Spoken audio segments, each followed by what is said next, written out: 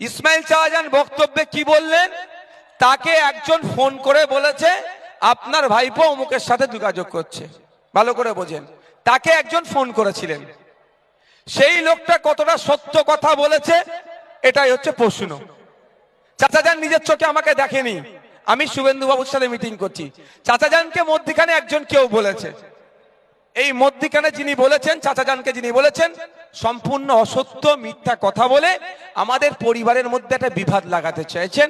আমি আপনাদের দুটো তিনটে তার প্রমাণ দিচ্ছি।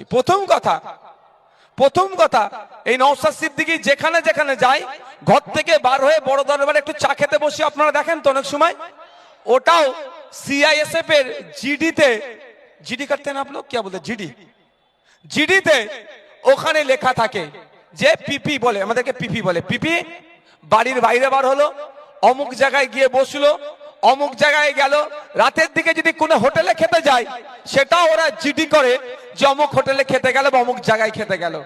আমি তাহলে এখানে একটা চ্যালেঞ্জ করে যাচ্ছি, বুকে বল আছে বলে তো চ্যালেঞ্জ করছি রে ভাই।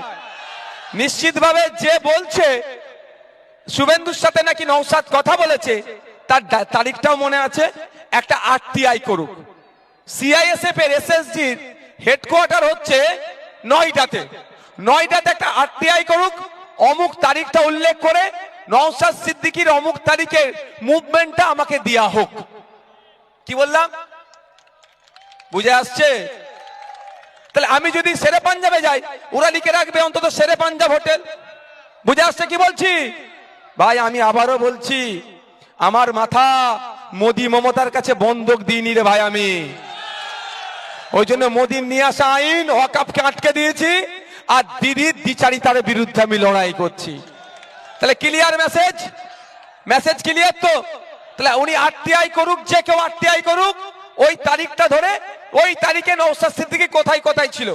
বাড়ি থেকে বার হলে ওরা লেখে বাড়ির বাইরে গিয়েছে, প্রোগ্রামে লিখলে অমুক প্রোগ্রামে গিয়েছে, কোন জায়গায় খেতে গেলে সেই কোন জায়গায় খেতে যাচ্ছি সেটা উল্লেখ করে জিডি হয়। তাহলে আমি যদি শেরে পাঞ্জাবে এদেরকে বলি খেতে যাচ্ছি বলে গিয়ে কারোর সাথে গুজগুজ করি, অন্তত এরা এদের জিডিতে শেরে পাঞ্জাব হোটেল লিখে রাখবে তো? হ্যাঁ, শেরে পাঞ্জাব হোটেল লিখে রাখবে তো? তাহলে ধরা পড়ে যাব আমি। আর একটা কথা বলবো, আমি অত কাঁচা খেলাড়ি নয়, আমি বোকা ওই রকম, আমি বোকা চালাক নয়।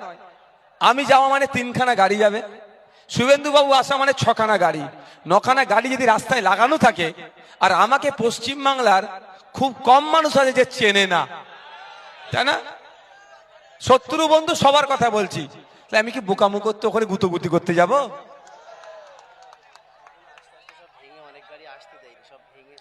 সেটা তোমরা ওটা দায়িত্ব নিয়ে করবে তো, প্রশাসনকে বলে ব্যবস্থা না দিলে তাহলে ব্যবস্থা হবে তার জন্য।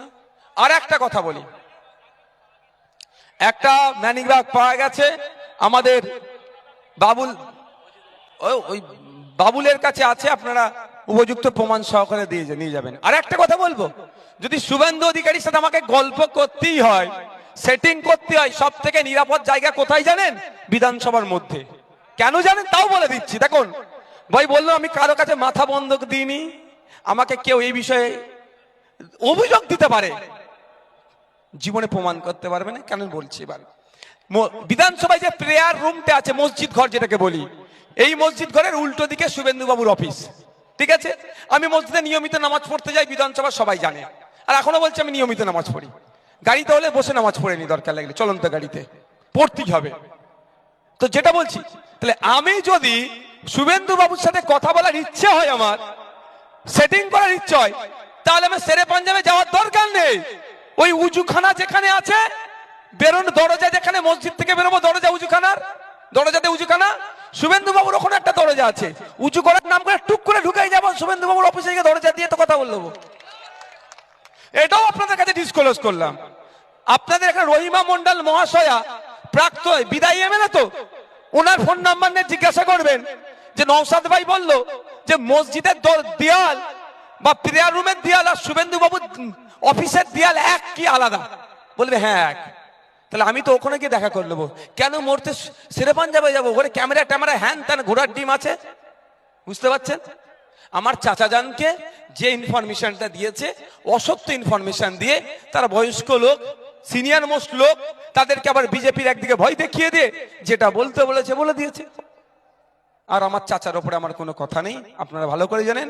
আমি একবার একটা পুলিশকে একটু রাগে কথা বলেছি, আমার বড় ভাইজান আমাকে ভিডিও দেখে সঙ্গে সঙ্গে ফোন করে তাড়া দিয়েছে যে একদমই কথা বলবি না। তো আমার চাচাজান সম্পর্কে আমার কোনো বক্তব্য নেই, আমি আমার দিকে ক্লিয়ারিফিকেশন দিয়ে দিলাম। যদি মনে করেন নওশাদ ভাই সত্য কথা বলছে তাহলে আপনারা গ্রহণ করবেন, আর যদি মনে করেন নওশাদ ভাই অসত্য কথা বলছে সেটা আপনারা দেখে নেবেন। কিন্তু আপনাদের বলি, আমি যখন জেলে ছিলাম আমার নামে কি বলেছিল, যে এর কাছ থেকে টাকা নিয়েছে, এর অ্যাকাউন্টে টাকা ঢুকেছে বলে হই হই করিয়েছিল, তো প্রমাণ করতে পেরেছে। আমাকে ডিসি ডেকেছিল, আমি যখন সেন্ট্রাল লকআপে, ডেকে আমাকে বলছে আপনার ব্যাংকে অ্যাকাউন্ট নাম্বার বলুন। আমি ডিসিকে এরকম করে দেখিয়ে বলছি, আমার মুখ দেখে কি আমাকে পাগল মনে হয়? অবাক। আমি বললাম আমি আমার বাড়ির সবার মোবাইল নাম্বার মুখস্থ করতে পারিনি, আর আমার 4টে না তখন 5টা অ্যাকাউন্ট ছিল, যে ওই অ্যাকাউন্ট নাম্বার আমি মুখস্থ করব? হ্যাঁ, আমি বলে দিচ্ছি কোন কোন ব্রাঞ্চে আমার অ্যাকাউন্ট আছে, আর কোন ব্রাঞ্চ আর কোন ব্যাংক আমি বলে দিচ্ছি, আপনারা খুঁজে নেন। তো বলে দিয়েছিলাম, একটাতে মানে 1500 টাকা, একটাতে 2200 টাকা, একটাতে 1,05,000 মতো টাকা পেয়েছিল, বুঝতে পেরেছেন? সব মিলিয়ে 10 লাখ টাকা পাইনি। তো আমি এই স্বচ্ছতার সাথে চলি, বুক ফুলিয়ে চলি। 17খানা মামলা নিয়েও মাথা হ্যাট করিনি, 170টা মামলা দিল ওই মোদি মমতার কাছে আমি মাথা হ্যাট করবো না। যে আমি আমার চোখের সামনে আমার হিন্দু ভাইয়ের উপরে অত্যাচার হবে, আমার দলিতের উপরে অত্যাচার হবে, আমার আদিবাসীর উপরে অত্যাচার হবে, আমার মুসলমানের উপরে অত্যাচার হবে, আমার মন্দির মসজিদ ঈদগাহ কবরস্থানের জায়গা কেড়ে নেবে, আর আমি চুপ করে বসে থাকবো, এ আমার দ্বারাই হবে না। আমি প্রতিবাদ করব, তাতে আমাকে যার দালাল বলুক, যাই বলুক, ধ্যান বলুক, ধ্যান বলুক, ওতে আমি পরোয়া করি না। অভিষেক বাবু সুন্দর করে কি বলে গেলেন, এখানে বিজেপি নেই ওই জন্য আইএসএফ কে লড়াচ্ছে, খুব শুনতে ভালো লাগলো। তাহলে অভিষেক বাবুকে জিজ্ঞাসা করেন, গোয়াতে কি ছিল? তৃণমূল ছিল, আপনি কাকে সুবিধা করতে গিয়েছিলেন? আপনার ভাষায় বলুন। অসমে আপনি প্রার্থী দিয়েছেন কংগ্রেসের এগেনস্টে, কাকে সুবিধা করতে গিয়েছেন বলুন? বলুন। আমি তো একটা চ্যালেঞ্জ করেছিলাম, আইএসএফ যেখানে যেখানে প্রার্থী দেবে আর তৃণমূল যেখানে প্রার্থী দেবে, আইএসএফ প্রার্থী দিয়ে যদি বিজেপি আসে, তৃণমূল যা শাস্তি দেবে মাথা পেতে মেনে নেবো। আর তৃণমূল যেখানে প্রার্থী দেবে ওখানে যদি বিজেপি আসে, আইএসএফ যা শাস্তি দেবে মাথা পেতে মেনে নিতে হবে। চ্যালেঞ্জ গ্রহণ করেনি কেন? যাক, সকলে ভালো থাকবে, কারো কথায় আপনারা ভুল বুঝবেন না, এইটুকু বিশ্বাস করেন তো? কার ভাই বলুন তো? কার ভাই? এইটুকু মনে রাখবেন, আব্বাস সিদ্দিকীর ভাই।